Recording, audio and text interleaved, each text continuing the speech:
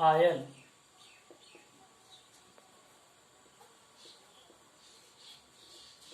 Corporation जो limited है, इसके नए निर्देशक बनाए गए हैं। इसके निर्देशक का नाम आप ध्यान में रखिएगा। इनका नाम है श्रीकांत माधव वैद। श्रीकांत माधव वैद है इसके नए निर्देशक बनाए गए हैं। इसको ध्यान में आप रखिएगा, नए निर्देशक। अगला चीज ध्यान में रखिएगा, ये इंडियन जो ऑयल कॉरपोरेशन है, यह भारत सरकार की एक महारत्न कंपनी है।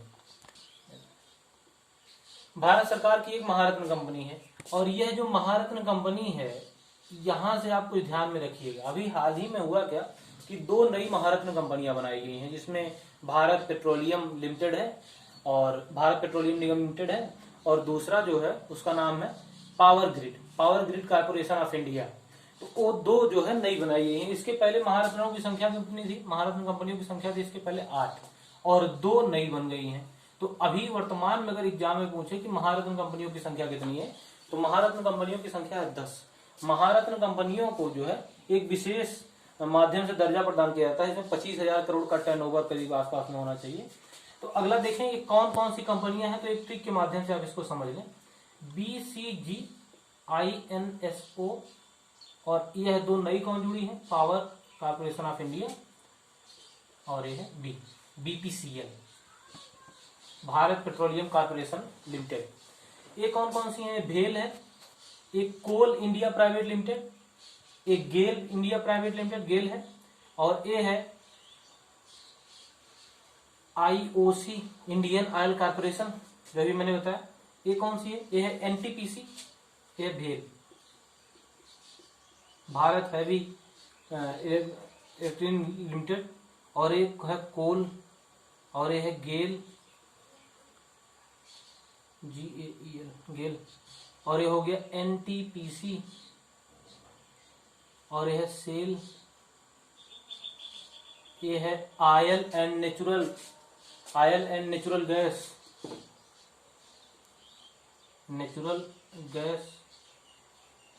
प्राइवेट लिमिटेड,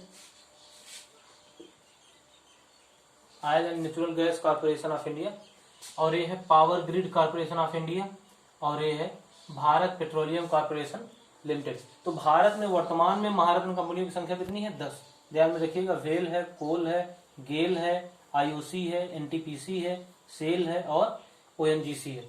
तो ए और power corporation grid of India और BPCL यानी भारत पेट्रोलियम कॉर्पोरेशन लिमिटेड। तो भारत में महारत्न कंपनियों की संख्या हो गई 10। इंडियन ऑयल कॉर्पोरेशन भी इसी में से एक है। अगला देखें, अगले पॉइंट में जो है भारत से संबंधित कुछ चीजों को और देखेंगे। तो मोबाइल ऐप और जान लें। एक मोबाइल और ऐप कौन सा है? आयुष कवच। ये भी उत्तर प्रदेश सरकार का है। जैसे आप जानते हैं, कोरोना से बचने का सबसे मुख्य उपाय है आपकी इम्यूनिटी बढ़ाने। तो आयुष कवच जो है एक आयुष मंत्रालय का एक ऐप है, उत्तर प्रदेश सरकार ने इसको लॉन्च किया है। इसके माध्यम से आप जान जाएंगे क्या क्या खाने से आपका इम्यून पावर बढ़ेगा। तो यह आयुष कवच, ये भी उत्तर प्रदेश सरकार का एक मोबाइल ऐप, आप ध्यान में रखिएगा। आयुष मंत्रालय ने इसको जारी किया है, उत्तर प्रदेश सरकार का मोबाइल ऐप। ये भी मोबाइल ऐप है, मोबाइल ऐप। और यह जो है आयुर्वेद से संबंधित है। किस आयुर्वेदिक चीज का आप जो है खाएंगे और उससे आपकी इम्यूनिटी पावर बढ़ेगी। अगला देखें, वर्ल्ड लेवल पर अगर देखें तो इराक के नए प्रधानमंत्री चुने गए हैं।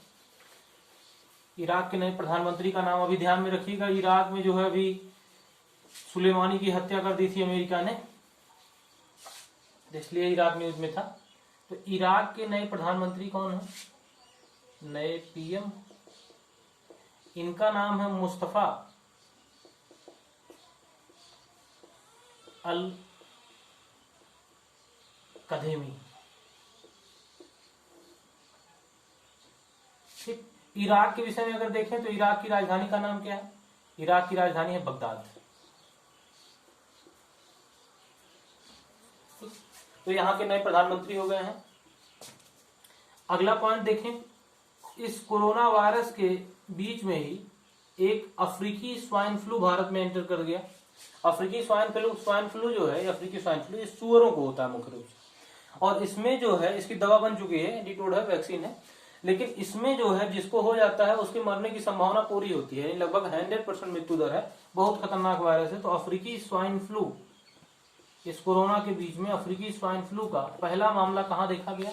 अफ्रीकी स्वाइन फ्लू का प्रथम मामला जो है, प्रथम मामला ये देखा गया असम में।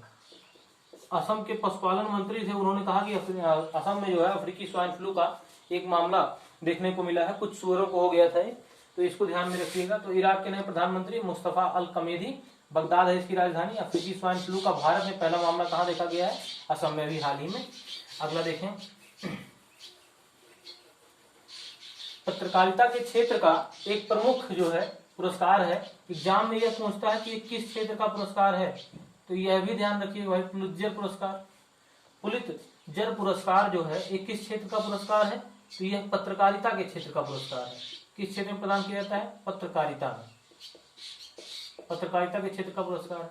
अच्छा, बात करें तो किस देश के द्वारा दिया जाता है? तो देश खुद नहीं देता, एक एनजीओ है देता है। तो पुलित्जर पुरस्कार जो है 1917 से प्रदान किया जाता है, और यह अमेरिका के एक एनजीओ के माध्यम से इसको प्रदान किया जाता है, यानी अमेरिका से प्रदान किया जाता है। किस क्षेत्र का है? पत्रकारिता का। इस साल भारत के 3 लोगों को दिया गया है, इसको आप ध्यान में रखिएगा, जम्मू कश्मीर के हैं। एक व्यक्ति है मुख्तार खान, मुख्तार खान, अगले हैं डार यासीन, और अगले हैं चन्नी आनंद। तो ये 3 लोगों को जो है पुलित्जर पुरस्कार प्रदान किया गया है। तो पुलित्जर पुरस्कार जो है पत्रकारिता के क्षेत्र का पुरस्कार 1917 प्रदान किया जा रहा है, अमेरिका से प्रदान किया जाता है, और 3 लोगों को इस साल प्रदान किया गया है, मुख्तार खान, डार यासीन और चन्नी आनंद। ये 3 लोगों को आप ध्यान में रखिएगा। देखते हैं, इस समय सैनिटाइजेशन का बड़ा प्रभाव हो गया है, जैसे कहीं भी जाकर के आप सैनिटाइज करें, हाथों को सैनिटाइज करें, वस्तुओं को सैनिटाइज करें, नहीं तो कोरोना पहुंच जाएगा आपके घर में। तो जो टेबलेट होते हैं, जैसे कुछ चीजों को धोया नहीं जा सकता, जैसे मोबाइल को आप धो करके सैनिटाइज तो करेंगे नहीं, कुछ सैनिटाइजर होते हैं छिड़के जा सकते हैं।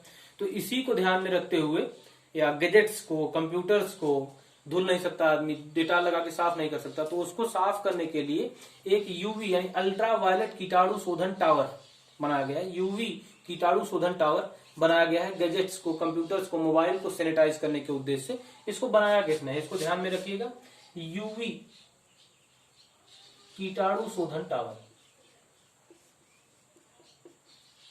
कीटाणु शोधन टावर, इसको बनाया किसने? इसको बनाया है डीआरडीओ। डीआरडीओ के अध्यक्ष वर्तमान में कौन है? मैंने बताया था, इसको ध्यान में रखिएगा, एग्जाम में पूछता है, रेलवे जैसी परीक्षाओं में खूब पूछता है। वर्तमान में है जी सतीश रेड्डी, बाद में बदल जाए तो आप ध्यान रखिएगा। तो डीआरडीओ मैंने बताया था, इसका फुल फॉर्म भी डिफेंस रिसर्च डेवलपमेंट ऑर्गेनाइजेशन, यानी रक्षा अनुसंधान एवं विकास संगठन। ठीक, डीआरडीओ ये कौन सी चीज बना रहा है? यूवी कीटाणु शोधन टावर। यूवी कीटाणु शोधन टावर करेगा क्या? एक गैजेट्स को, कंप्यूटर को, मोबाइल को, अन्य इलेक्ट्रॉनिक गैजेट जो है, इलेक्ट्रॉनिक गैजेट्स जो है, इनको क्या करेगा? सैनिटाइज करेगा। तो इनको सैनिटाइज करने का काम करेगा यूवी कीटाणु शोधन टावर, इसको ध्यान में रखिएगा। अगला देखते हैं, अभी हाल ही में बड़ा इंपॉर्टेंट है, इसको ध्यान में ज्यादा रखने की जरूरत है, अभी मैं बताऊंगा इससे प्रश्न कैसे आते हैं। अभी हाल ही में आप देखेंगे आंध्र प्रदेश में भारत का एक शहर है, मुख्य शहर है, जिसका नाम है विशाखापट्टनम। विशाखापट्टनम में उसके पास में एक गांव है वेंकटपुरम, वहां पर एक फैक्ट्री थी एलजी पॉलीमर करके। एलजी पॉलीमर में क्या हो गया? गैस लीक हो गया, और स्टाइरीन गैस पूरी फैल गई, और जिससे भारत सरकार बताती है कुल 8 लोगों की मृत्यु हो गई, लेकिन मरे तो ढेर सारे लोग हैं, 300 लोग हॉस्पिटलाइज हुए हैं। तो भारत सरकार का जो है डाटा बता रहा है कि 8 लोगों की लगभग मृत्यु हो गई है यहाँ पर। ये विजाग में यानी कि विशाखापट्टनम में जो ये हादसा हुआ है, इसमें कौन सी गैस निकली है? स्टाइरीन। आपको ध्यान में रखना होगा कब जो है रिसाव हुआ है, किस दिन जो है गैस लीक हुई है। तो ढेर सारी चीजें बड़ी इंपॉर्टेंट होती है, यहाँ से खूब प्रश्न बनते हैं। जैसे एक बार मिथाइल आइसोसाइनेट का जो है उत्सर्जन हुआ था 1984 में 2 दिसंबर को। एग्जाम में आज तक पूछता है, भोपाल गैस त्रासदी, और टेट के लिए तो मोस्ट इंपॉर्टेंट है, लगभग 1 साल बाद या हर टेट की परीक्षा में ये सवाल आ ही जाता है, तो इसको भी ध्यान रखिएगा, विजाग वाले को भी। जैसे उससे पूछता है प्रश्न, भोपाल गैस त्रासदी से कब हुआ था, तो आपको ध्यान रखना होगा 2 दिसंबर 1984। किस गैस का श्रवण हुआ था, मिथाइल आइसोसाइनेट। भोपाल गैस त्रासदी कब हुई थी, किस दिन भोपाल गैस त्रासदी दिवस मनाया जाता है। तो ऐसे प्रश्न खूब बनते हैं भोपाल गैस त्रासदी से, तो यहां से भी बन सकता है, विजाग से भी। तो इसको भी ध्यान में रखिएगा। विशाखापट्टनम में जो गैस का श्रवण हुआ था ये 7 मई को हुआ था सुबह में। तो 7 मई को सुबह में विशाखापट्टनम में एलजी पॉलीमर,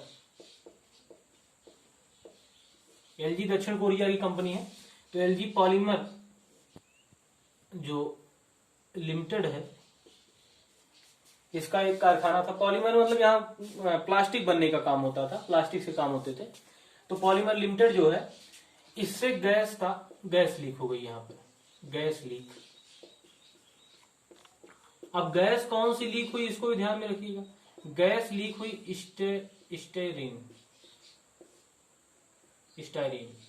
स्टाइरीन जो है ये पॉलीमर यानी कि प्लास्टिक बनाने में काम आने वाली गैस है, और इससे सांस लेने में समस्या हो जाती है, फेफड़े काम करना बंद कर देंगे, अस्थमा के पेशेंट मर जाएंगे, ढेर सारी समस्या है, श्वसन से संबंधित समस्याएं उत्पन्न करता है। ये कब हुआ है, 7 मई को, विजॉग यानी विशाखापट्टनम में। विशाखापट्टनम है कहां पर, यह है आंध्र प्रदेश में, आंध्र प्रदेश में।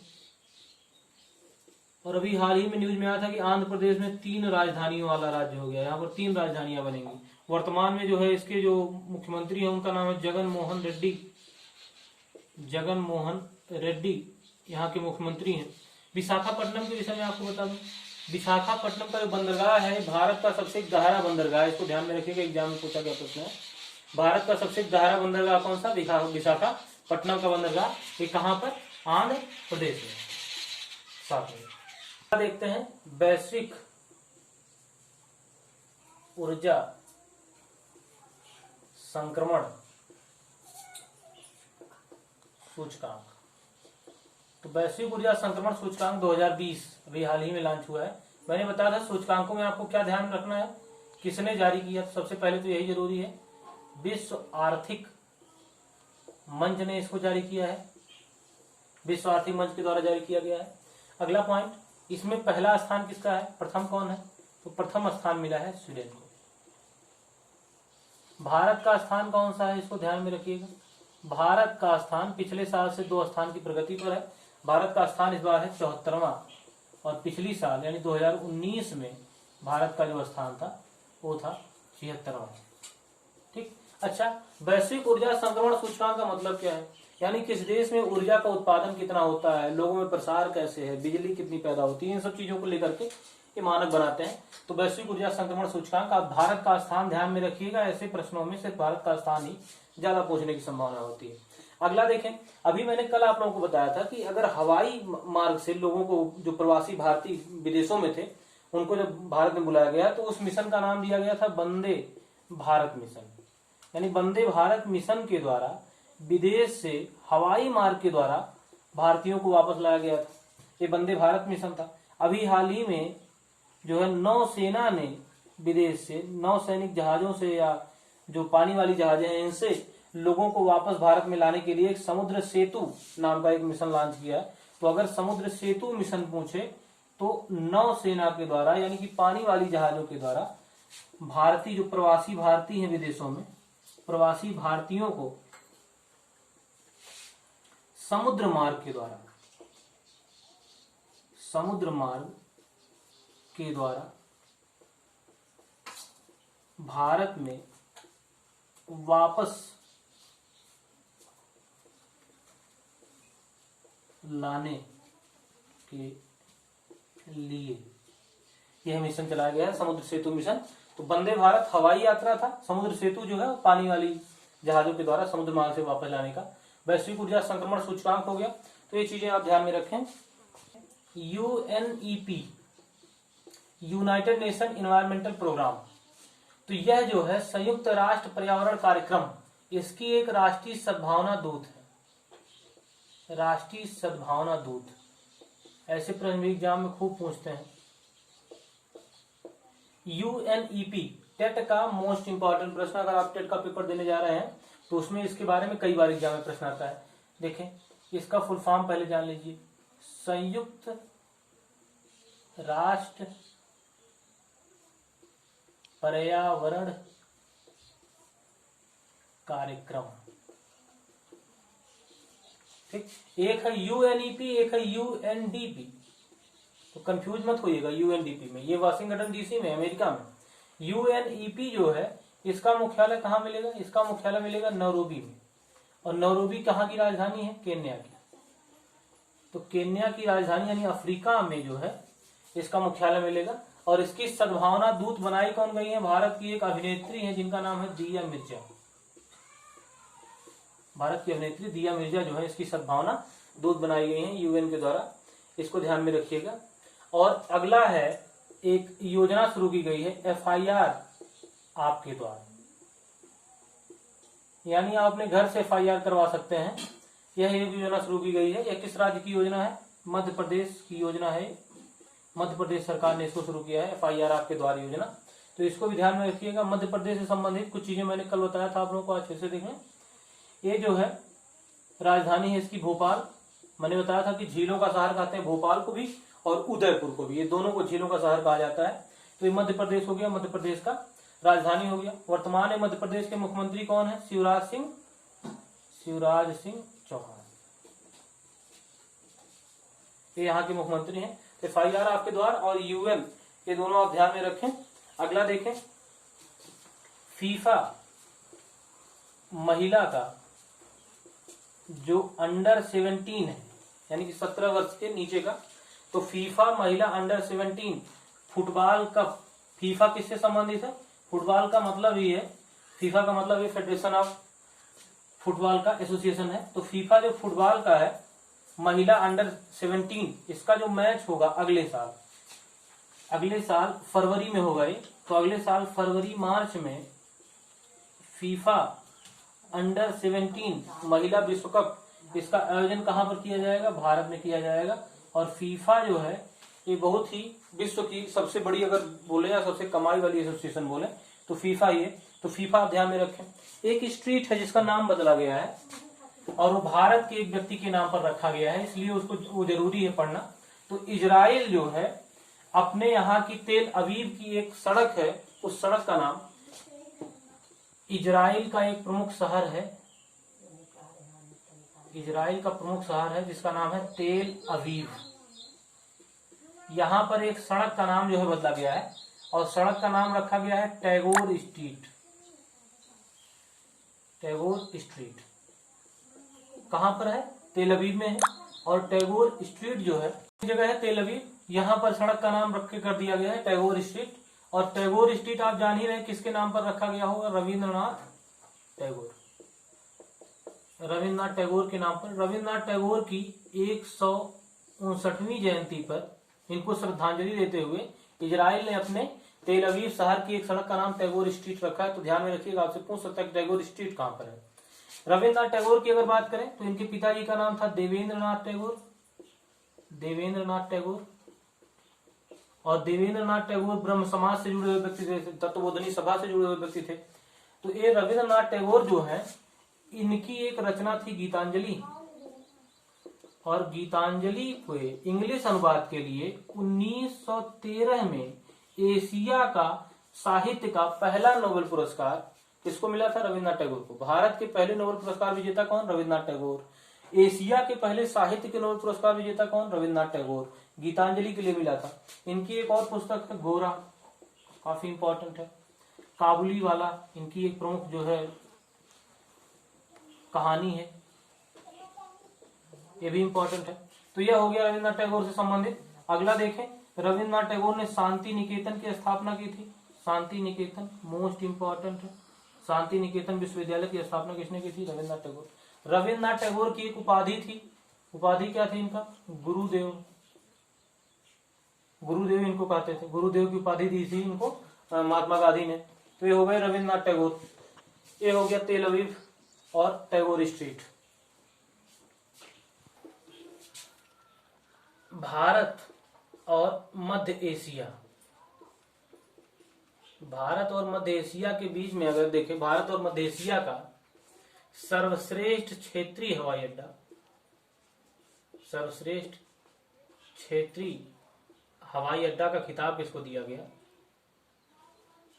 हवाई अड्डा का खिताब तो यह दिया गया है बेंगलुरु के हवाई अड्डे को, बेंगलुरु हवाई अड्डा।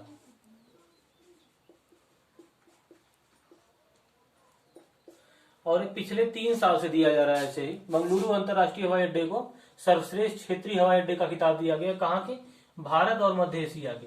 देखिए कुछ हवाई अड्डे इंपॉर्टेंट होते हैं, जैसे इंपॉर्टेंट आप ध्यान में रखिएगा, जैसे इंदिरा गांधी अंतर्राष्ट्रीय हवाई अड्डा दिल्ली, राजीव गांधी अंतर्राष्ट्रीय हवाई अड्डा हैदराबाद, सरदार वल्लभ भाई पटेल अंतर्राष्ट्रीय हवाई अड्डा अहमदाबाद, ठीक, भीमराव अम्बेडकर अंतर्राष्ट्रीय हवाई अड्डा नागपुर। तो ऐसे कुछ हवाई, वीर सावरकर अंतर्राष्ट्रीय हवाई अड्डा पोर्ट ब्लेयर, ठीक। कुछ हवाई अड्डों को आप ध्यान में रखिएगा, ऐसे हवाई अड्डों से प्रश्न आ जाता है। जैसे उत्तर प्रदेश में अगर हम बात करें तो उत्तर प्रदेश में आप देखें कि अगर चकेरी पूछेगा तो हम कानपुर वाले को बताएंगे, और बावतपुर पूछेगा तो हम वाराणसी वाले को बताएंगे, अगर खेरिया पूछेगा तो हम आगरा वाले को बताएंगे। तो ऐसे ऐसे कुछ, अमौसी लखनऊ, तो ऐसे ऐसे कुछ पूछते रहते हैं, इनको मिलान करने के लिए आता रहता है। तो इनसे अंतर्राष्ट्रीय हवाई अड्डे से भी स्टैटिक जीके का पार्ट आपको ध्यान में रहे। तो ये सारी चीजें मैंने आपको बताई। आज जो है हम लोग मई के बीच तक का करंट अफेयर जो इम्पोर्टेंट पॉइंट थे इसको हमने कवर कर लिया है। अब आगे के जो पॉइंट होंगे उनको मैं सोच रहा हूं कि हफ्ते में 1 दिन का वीडियो बना करके आप लोगों को करंट अफेयर प्रोवाइड किया जाए। दरअसल रोज वीडियो बनाने का क्रम सोचा जा रहा है, लेकिन थोड़ा सा कुछ टेक्निकल प्रॉब्लम्स के कारण ऐसा संभव नहीं हो पा रहा है।